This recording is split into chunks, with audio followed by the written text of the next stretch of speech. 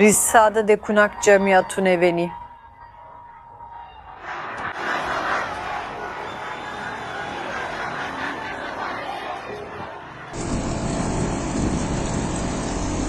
As ruas iranianas se transformaram em uma zona de guerra, e o regime está matando seu próprio povo em uma velocidade que nunca vimos antes. Mas, apesar das balas, das prisões em massa e de um número de mortos agora estimado em mais de 12 mil, a revolução não está parando. Enquanto o regime usa um apagão total da internet para esconder seus esquadrões da morte, o mundo finalmente está despertando pela primeira vez. Líderes mundiais como a chanceler alemã Angela Merkel estão prevendo abertamente a queda do Ayatollah. O presidente Trump diz que a ajuda está a caminho, enquanto jatos dos Estados Unidos da América aumentam a atividade em bases aéreas por todo o Oriente Médio. Começamos com um dos relatos mais loucos que surgiram da Revolução. De acordo com uma nova avaliação baseada em dados médicos que estão saindo do Irã, pelo menos 12 mil pessoas foram mortas, no maior massacre da história do Irã. A maioria das mortes ocorreu nas noites de 8 e 9 de janeiro. Essas foram as duas primeiras noites em que a internet foi desligada. É exatamente isso que o regime iraniano queria esconder do mundo, mas o motivo de estarmos sabendo de tudo isso é por causa dos médicos iranianos. Eles estão arriscando suas vidas. E falando com a imprensa estrangeira, ouça só. Se você pudesse nos contar um pouco mais sobre as principais descobertas.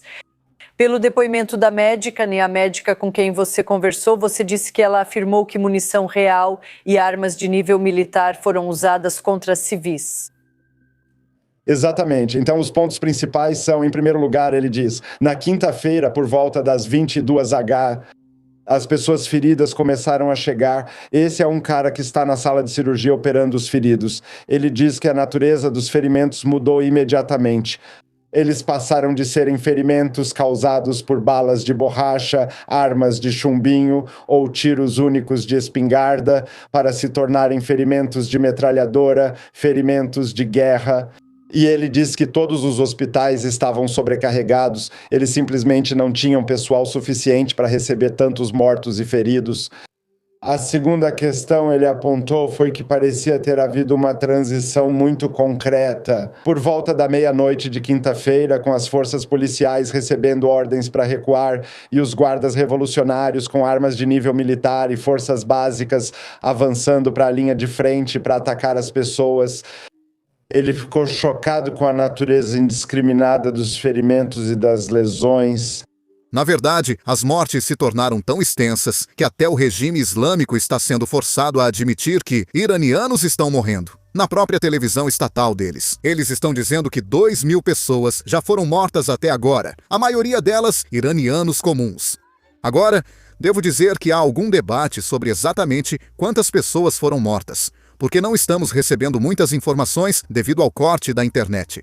Mas se o próprio regime está disposto a admitir que 2 mil pessoas morreram, imagine qual é a realidade. Além disso, também sabemos que o próprio Khamenei ordenou o massacre. Informações vindas do Conselho Supremo de Segurança Nacional do Irã e do Gabinete Presidencial dizem que as mais de 2 mil mortes foram realizadas por ordem direta de Khamenei. Os 3 poderes do governo sabiam e aprovaram isso. Está documentado, é uma cadeia de comando. Isso significa que, se algum dia houver uma acusação no Tribunal Penal Internacional sobre crimes de guerra que estão acontecendo, agora mesmo, temos registros documentais provando quem foi o responsável.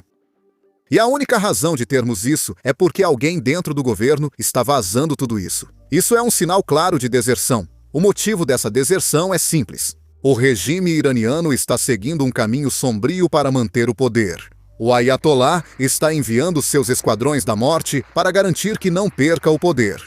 Grupos de 8 a 10 membros da Basij da Guarda Revolucionária Iraniana são enviados às ruas e recebem ordens diretas para atirar no local e atirar para matar. É exatamente por isso que estamos vendo números como 12 mil pessoas mortas. Esse número é, na verdade, maior do que o do massacre da Praça da Paz Celestial, que aconteceu em 1989. E é exatamente por isso que essa repressão se tornou agora a maior matança que já aconteceu na história do Irã. Mas apesar dessa repressão e apesar da internet ter sido cortada, os manifestantes não estão se calando.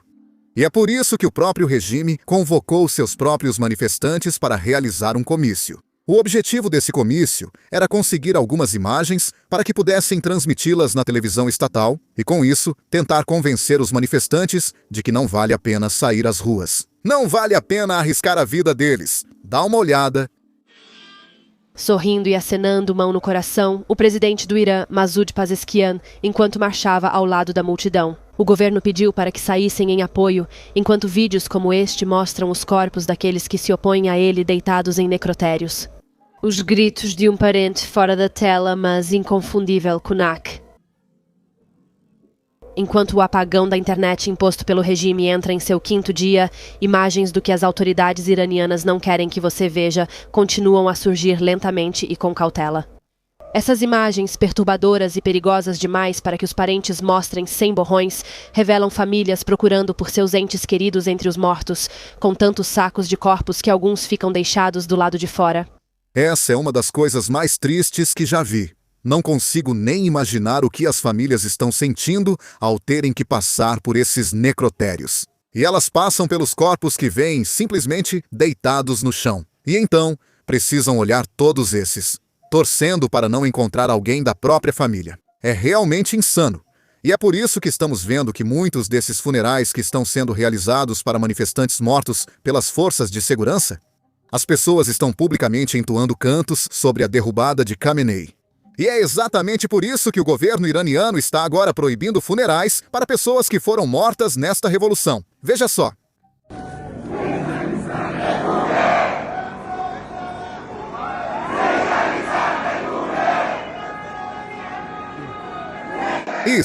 Tudo isso nos diz uma coisa: se o regime precisa chegar a esse ponto, é só para garantir que não seja derrubado. Nós sabemos que os dias dele estão contados. E não sou só eu que estou dizendo isso. Acabamos de ver o chanceler alemão, Friedrich Merz, dizer isso publicamente. Ele se tornou o primeiro líder no mundo a prever a queda do regime iraniano e do Ayatollah. Agora, os comentários dele podem ser baseados em informações de inteligência que ele está recebendo, ou pode ser porque ele assiste aos vídeos do Business Basics e é inscrito no canal. Por isso, se vocês ainda não são inscritos aqui embaixo, não deixem de clicar no botão de inscrever-se. Isso realmente nos ajuda muito. Agora, vamos às declarações do chanceler alemão. Ouçam só. Preocupado com as notícias sobre o aumento da violência por parte da polícia, a chamada Guarda Revolucionária no Irã contra sua própria população. Aproveito esta oportunidade para mais uma vez pedir ao regime dos mulás que pare imediatamente com essa violência. Se um regime só consegue manter seu poder através da violência, então ele está, de fato, acabado. Presumo que agora estamos vendo os últimos dias e semanas desse regime. O fim desse regime.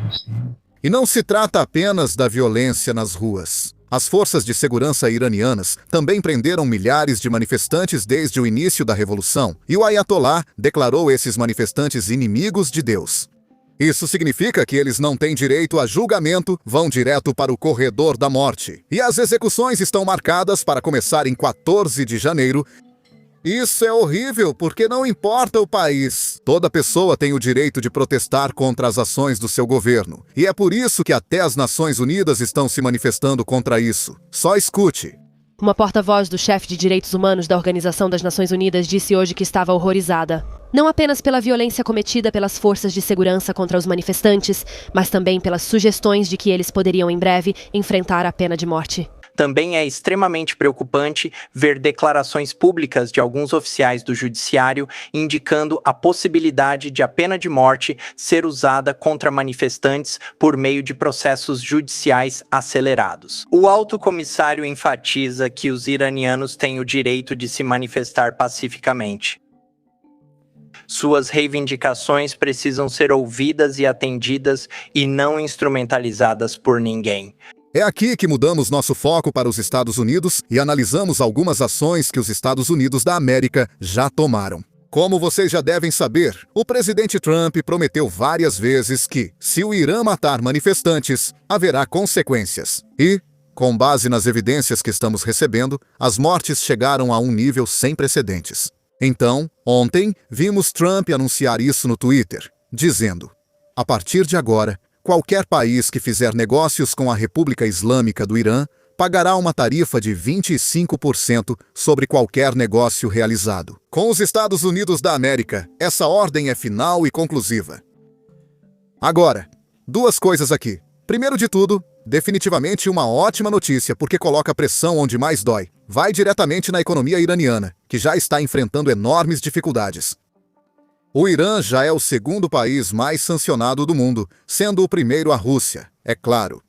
Mas agora essas tarifas vão além das sanções. Elas atingem países que ainda estão dispostos a negociar com o Irã. E isso inclui a China. A China é de longe o maior parceiro comercial do Irã, com o mercado chinês importando cerca de 22 bilhões de dólares em produtos iranianos, sendo a maior parte petróleo iraniano. Claro, existem outros parceiros comerciais como Turquia, Índia, Alemanha, Coreia do Sul e Japão. E agora que temos esse anúncio, esperamos ver que parte desse comércio vai diminuir.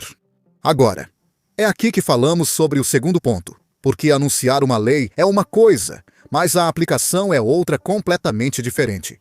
Agora, o presidente Trump anunciou uma tarifa de 25%, mas vamos ver quais países realmente enfrentam esses 25%. Como vocês já devem ter esperado, a China já demonstrou seu descontentamento, para dizer o mínimo, sobre essas tarifas que o presidente Trump anunciou. E é importante destacar a hipocrisia aqui.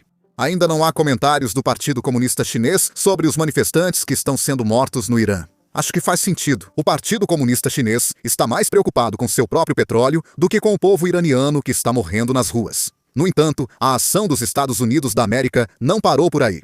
Na terça-feira, o presidente Donald Trump deveria ter essa reunião com seus comandantes e membros do gabinete para receber um informe sobre as opções disponíveis. Os Estados Unidos precisam se envolver dentro do Irã, basicamente para ajudar os manifestantes. Eu imagino que essa reunião já tenha terminado porque, na terça-feira, ele tuitou isso. Patriotas iranianos, continuem protestando, tomem o controle de suas instituições, guardem os nomes dos assassinos e abusadores, eles vão pagar um preço alto. Cancelei todas as reuniões com autoridades iranianas até que as mortes sem sentido de manifestantes parem. A ajuda está a caminho. Agora, nós não sabemos exatamente o que isso significa, como os Estados Unidos da América vão se envolver. Mas sabemos de uma coisa. Os caças dos Estados Unidos da América estão se tornando mais ativos do que o normal no Oriente Médio. E como vocês sabem, os Estados Unidos da América têm muitas bases no Oriente Médio. Então isso pode significar ataques militares, ou pode significar algo completamente diferente. Vamos descobrir, só o tempo dirá. Mas aqui estão as opções que os Estados Unidos da América podem possivelmente usar. Dê uma olhada. Bem, ele tem uma série de opções não cinéticas. Então, apoio político, talvez ataques cibernéticos e RGC, tentando reduzir a eficácia do corpo da Guarda Revolucionária Islâmica do Irã e da Basij, que são uma espécie de paramilitares, como a polícia secreta que trabalham com eles, muito brutais. Então, há coisas que eles podem fazer lá, além de ajudar a criar uma plataforma política.